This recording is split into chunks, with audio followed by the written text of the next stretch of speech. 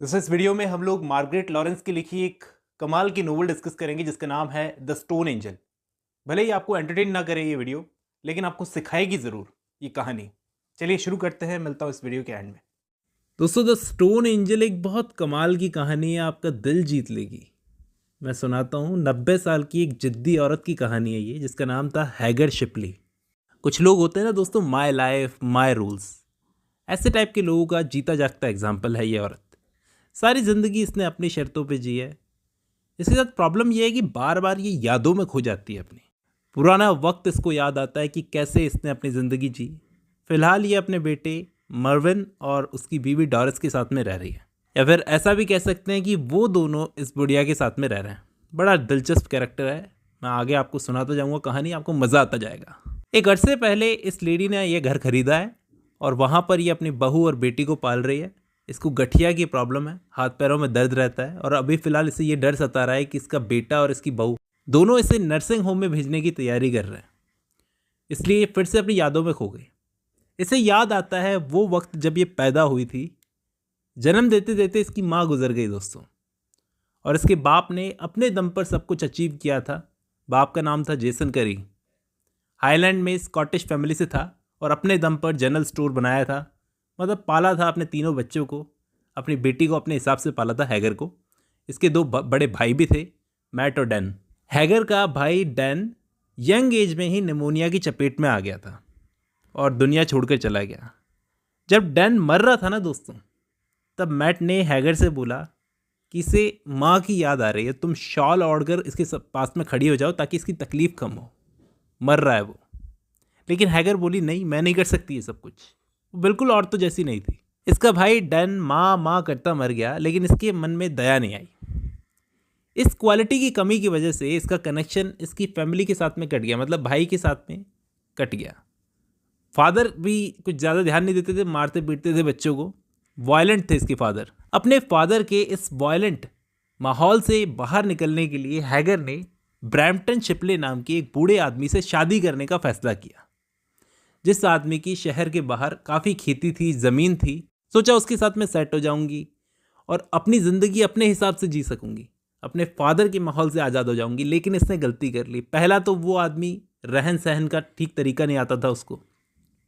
पहले उसने शादी कर रखी थी, उससे दो बड़े बच्चे थे उसको। पैसा भी शायद दिखावे का ही था।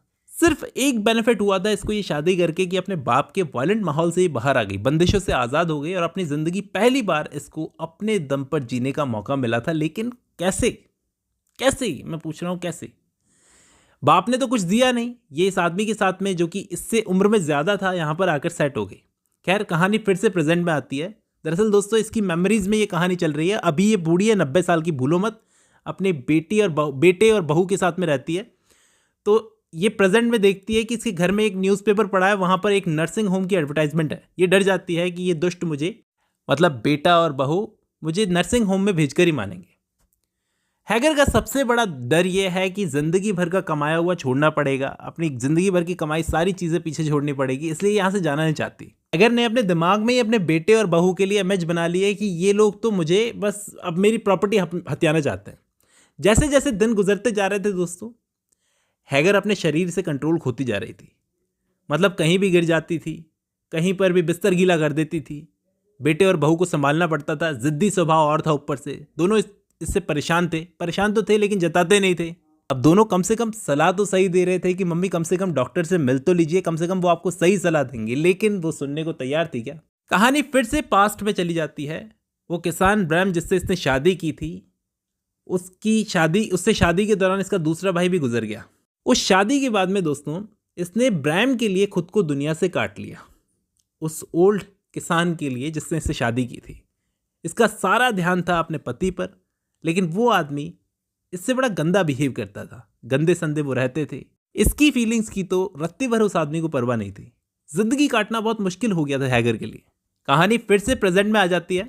आखिर हैगर की बहू और बेटा जिद करके इसको डॉक्टर के पास ले गए, एक्सरे करवाया और उन दोनों को पता चल गया कि मम्मी को प्रोफेशनल डॉक्टर्स की केयर में रहना ज़रूरी है।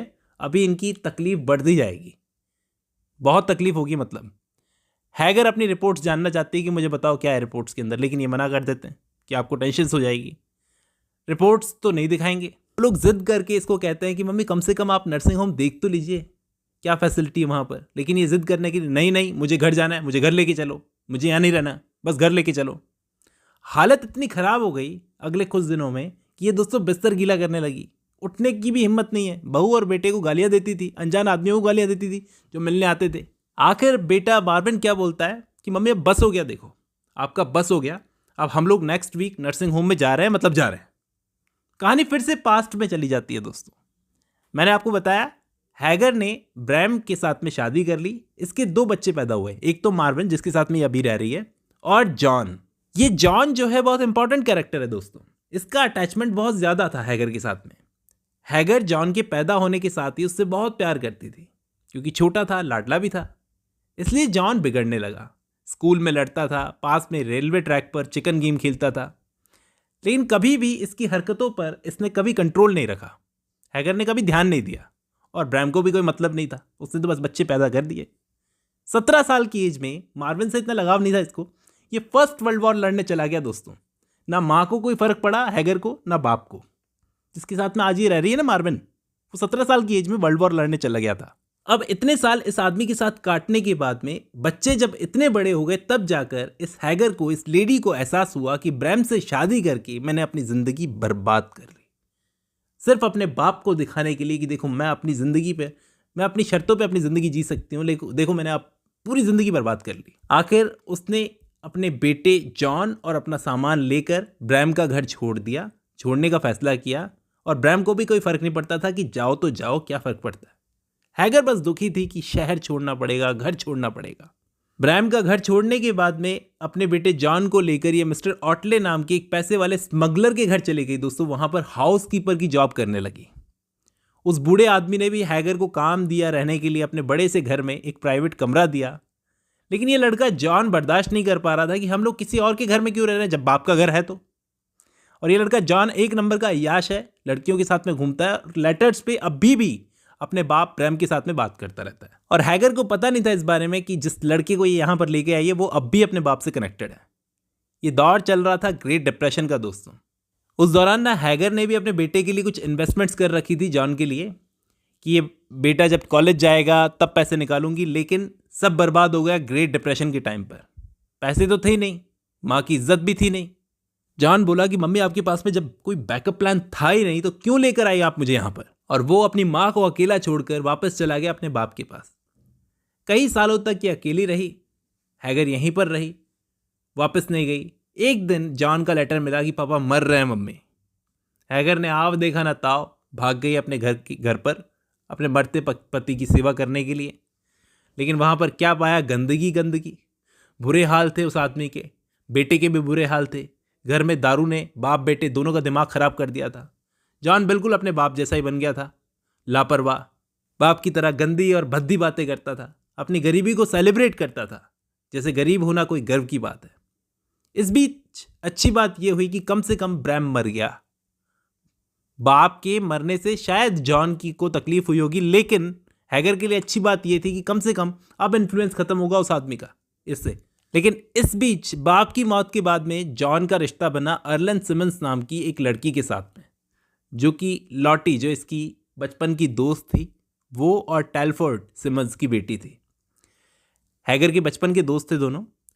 हैगर को ना अपने बेटे से ना इज्जत मिल रही थी, ना समाज से इज्जत मिल रही थी।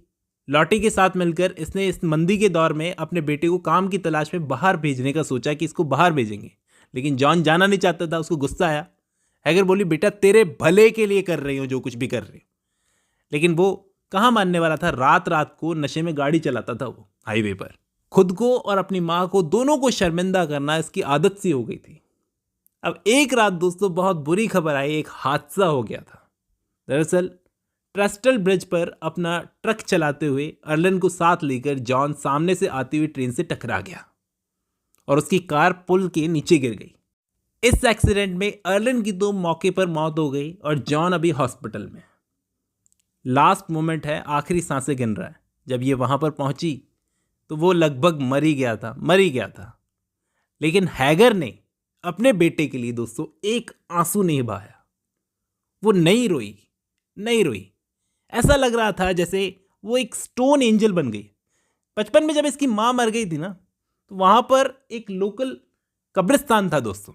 उस कब्रिस्तान में एक स्टोन एंजल थी जहाँ पर लोगों को दफनाया जाता था, ठीक है। उसकी जैसी बन गई हो, एक पत्थर की मूर्ति बेजान जिसमें कोई इमोशंस नहीं होते। ये अपने बेटे के लिए नहीं रोई। कहानी फिर से प्रेजेंट में आ जाती है दोस्तों।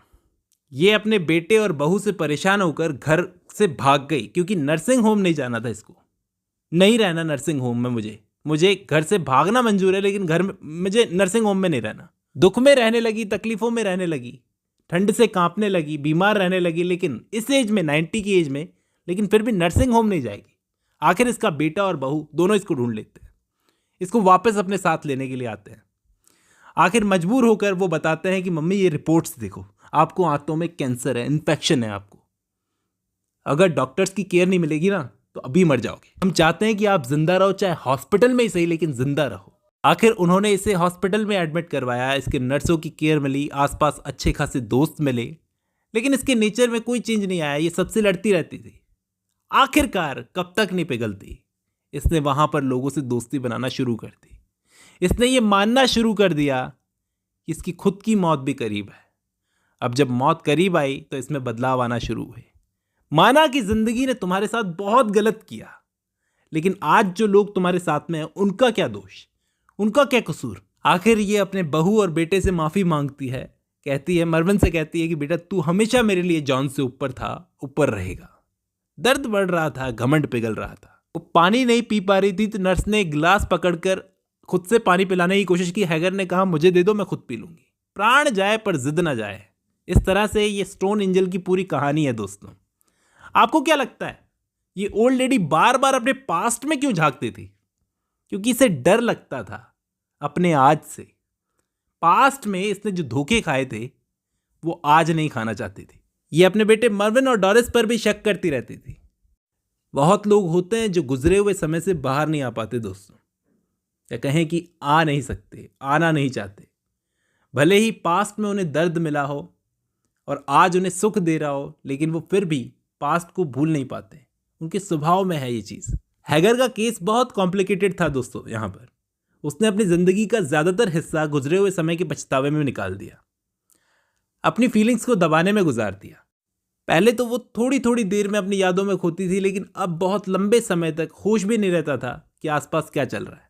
आखिर जब उसे एहसास हुआ कि जो बीत गया सो बीत गया, पछताने से कुछ नहीं मिलेगा, तब तक बहुत देरी हो जाती है। पेट का कैंसर इतना बढ़ गया था कि उसकी डेथ बहुत करीब थी। बहुत देर हो गई थी समझते समझते कि गुजरे हुए समय को कोई नहीं बदल सकता। राइटर हमें एक और चीज़ बता रहा है कि दुनिया में हम कुछ भी आज देख रहे हैं ना अपने आसपास, एक एक चीज़, इन चीज़ों के लिए किसी ने अपने समय में फैसले लिए थे। जो भी हम देखते हैं, जो भी आज हम हैं, अपने डिसीजंस की वजह से है। हैगर को बचपन से देख लो और आज जो हैगर है 90 साल की, उसको देख लो। दोनों की पर्सनैलिटी एक है ही नहीं। ये सब उसके फैसलों ने उसको बनाया है। जब जब इसे एक औरत बनकर सिंपैथी दिखाने का मौका मिला, ये पीछे हट गई, एक स्टोन एंजल बन गई।